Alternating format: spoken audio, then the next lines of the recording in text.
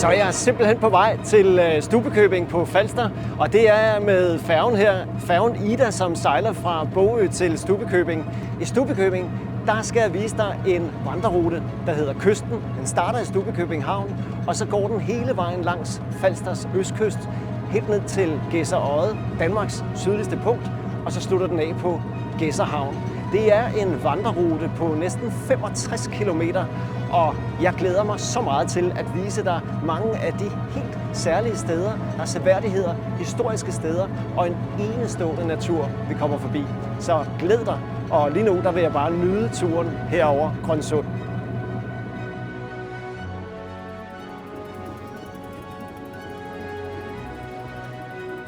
Så kom jeg til Stubbekøbing Havn. Det her, det er jo simpelthen en fantastisk hyggelig og charmerende gammel købstad. Her kan du sagtens blive i mange timer, men ved du hvad? Vi skal afsted. Vi skal ud og opleve kysten.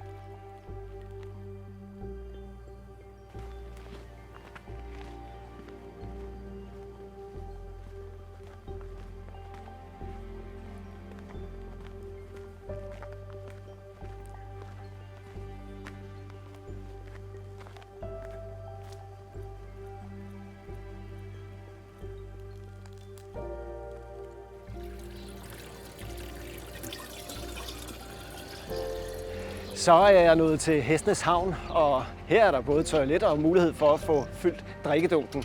Og når du kommer her på et tidspunkt, så kan du glæde dig til at opleve en nyrenoveret havn. Havnen her blev fuldstændig smadret tilbage i 2023, da en større stormflod ramte hele Østfalster. Og ja, havnen her, den var godt og grundigt medtaget.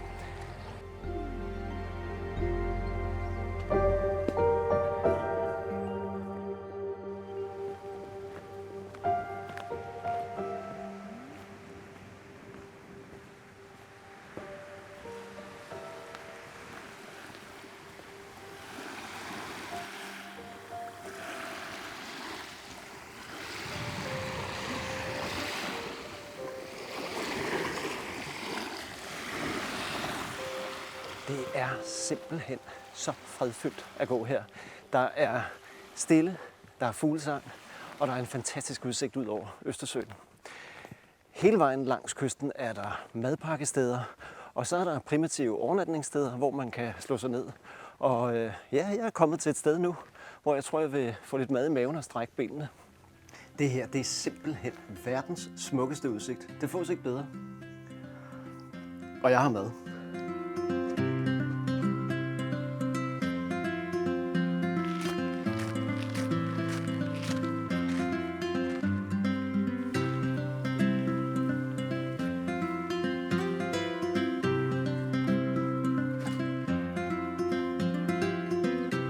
Her på Havlykke Strand, der kan man sove i shelter, og du må slå telt op.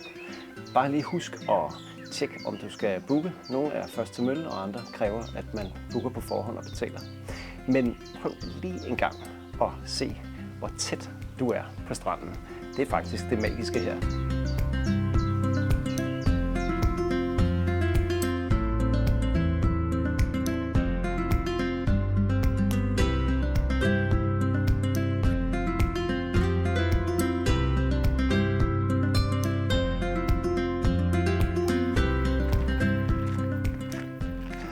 Det er fantastisk at gå i det her sommervejr, og jeg går herop på diget, hvor det heldigvis lufter lidt mere, og har jo en fantastisk udsigt ud over Østersøen.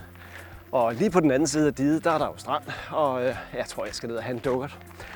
Når man går her på diget, så kan man jo kigge ned, og det område, vi går forbi nu, det er faktisk et af de ældste sommerhusområder i Marielyst, Digeparken, og det stammer tilbage fra 1930. Og på den måde så er det meget afvekslende at gå her, fordi man kan sådan både se nyere og ældre sommerhuse, der er bevoksning og træer, og så har man de her klitterne med sand, og ja, fantastisk.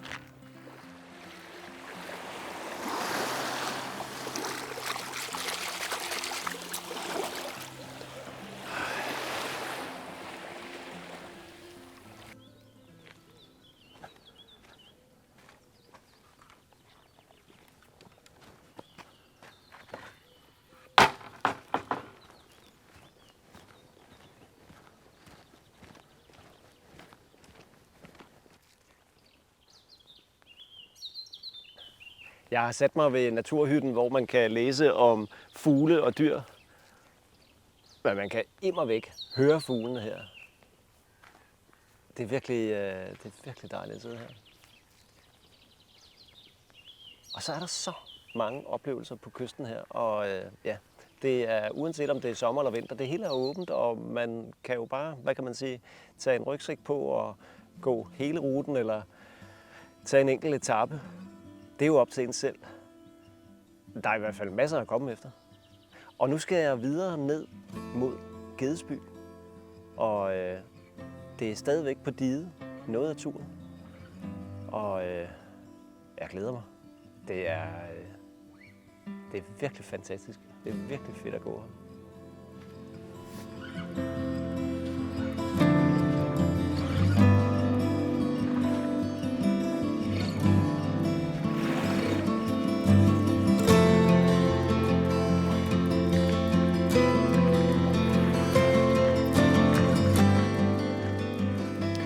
Jeg er nået til Gedesby, og når man går her på det Falsterske dige, så er det svært ikke at tænke på det kæmpe arbejde, det har været at bygge diget her.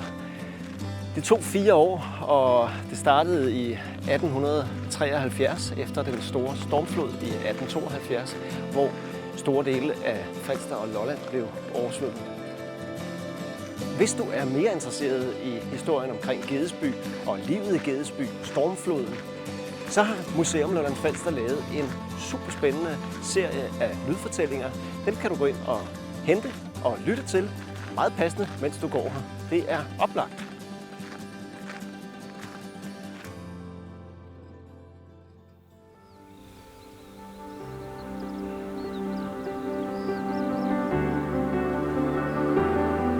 Så er jeg endelig nået til Gedser Odde, Danmarks sydligste punkt. Og bagved mig der har jeg Marinestationen, hvor man under den kolde krig overvågede trafikken herude i Østersøen. Og foran mig, der har jeg hav, så langt øjet rækker. Og det er jo vildt at stå her og så tænke sig, at jeg faktisk er tættere på Berlin end Skagen. Velkommen til Gedser Odde.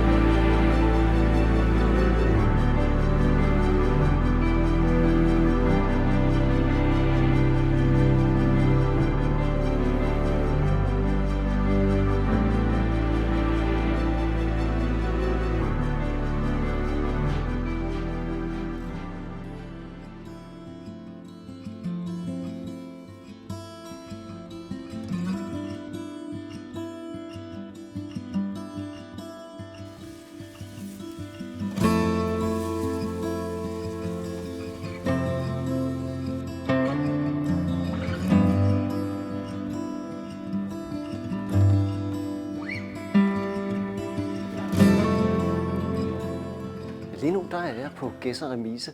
Det er jo her, at man havde de mange godstog stående. Prøv lige en gang at se her en gang. Her har du virkelig bare mulighed for at studere damplokomotiver og gamle tog. Vi skal op i et af de gamle damplokomotiver. Det må man nemlig godt. Og det er jo fantastisk at stå inde i, sådan det her førerrummet af et stort damplokomotiv. Gedser Remise var i brug indtil midten af 1960'erne, så lå hele området forladt og blev smadret.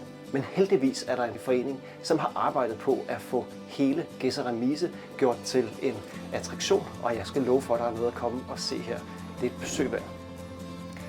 Vandreruten Kysten, den slutter her ved Gedser Lystbådehavn.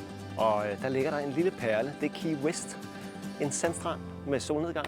Tæt på er der shelters, og det er sommer. Tak fordi du kiggede med. Jeg håber, det gav dig inspiration til at opleve kysten, hvad enten du tager hele vandreruten eller deler den op i mindre etaper.